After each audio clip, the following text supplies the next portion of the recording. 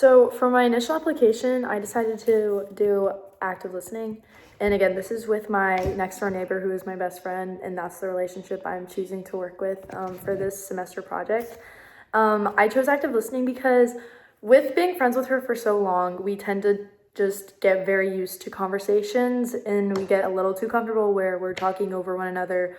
We might overlap, we might dismiss some things that were said. And sometimes we just don't retain everything. And even if it's very deep, like not surface level stuff, where maybe we should be applying more, I guess, insight and communicating better, we don't, we just dismiss it. So I think active listening is the first step to being able to understand each other on a deeper level, and kind of bring back that like respect to one another, which is very important in any relationship. So with that, I explained it to her that pretty much that we're just gonna understand each other. We're not gonna be waiting for each other's turn to talk. Like instead, we're gonna listen, look each other eye to eye, and we're gonna not be on our phones while we're talking to one another.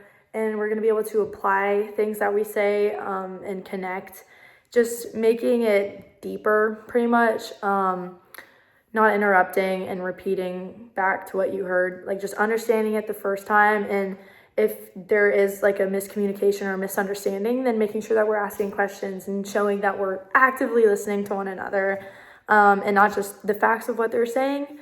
So a specific interaction where I applied this is when we were in class and we had time to talk and stuff, and we were already discussing about something very deep earlier that day. And so I was like, hey, like I'm gonna put my work down for a second, because I pretty much had it all done. I was working on something else, so it was like not important. So I decided to like put it away. I put my phone down and I just sat and I listened to her, let's say everything she needed to say, and I maintained eye contact. I didn't interrupt, which is very hard because sometimes I tend to want to like just jump in and like make a point because I'm afraid of losing that thought. So I just kind of hold it to myself, and I'm getting better at that.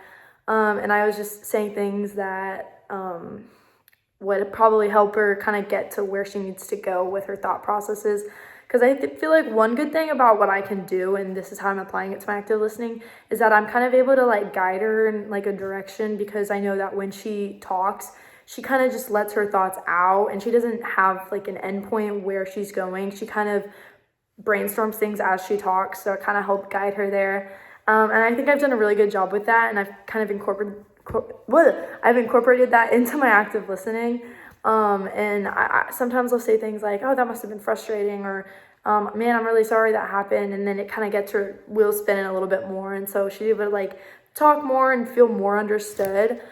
So when I was able to put my phone down and tell her like, hey, I'm putting my phone down, I'm gonna look you in the eye, I'm gonna turn my body towards you, and I'm not gonna say a word. I'm all ears and I'm all understanding. And then after asking questions and applying it to maybe a situation I've been in, she was very grateful. Like the response was really good. It was very positive. She seemed calmer after we spoke, and she was saying, thank you for truly listening to me. Like I feel like it's good to like reestablish that respect we've built for one another, because it tends to just go over your head when you know someone for so long. So instead of like rushing to a solution, I'm kind of helping her take steps there. I'm not jumping right in, giving my 2 cents without looking into other things, and seeing things through her perspective. I think that's naturally like what happens when you actively listen. You start to understand on a deeper level, because if you're just physically listening, you start to really process it better, like mentally too. And that's one thing I actually learned out of this. I feel like when you're actively listening to someone, when you have your body turned, or when you're just truly like kind of taking mental notes of what someone's saying, like you really do process it, and you really are able to help someone out much better than you would be like on your phone multitasking, playing Block Blast or whatever while someone else is talking. I think the multitasking thing is really difficult, especially for someone who's actually speaking. Like sometimes it is hard to listen to someone when they're going on, because I tend to be that person. I'm doing that right now. I'm going on and on. But again, like listening to it is very helpful, and it helps the other person too. So I think it just benefits on both sides of the conversation.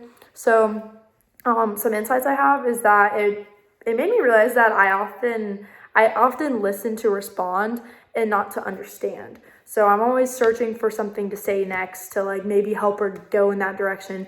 But sometimes I jump in with my 2 cents, like I said, and it's not specific to her situation. And it's not helping her.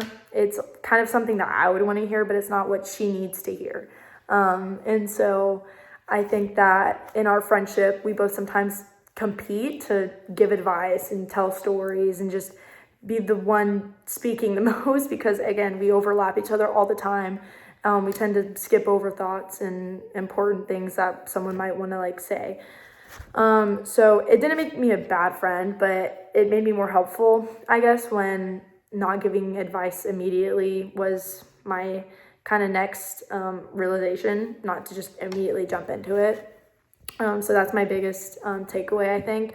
My one question I do have, I kind of brought it up earlier though, is that how should I be able to take notes in my head without losing important things while actively listening to someone?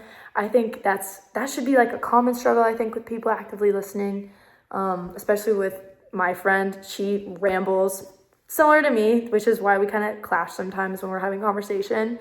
But it's just a matter of how do I take these notes in my head and how do I remember them while being able to listen. It's a lot of balancing.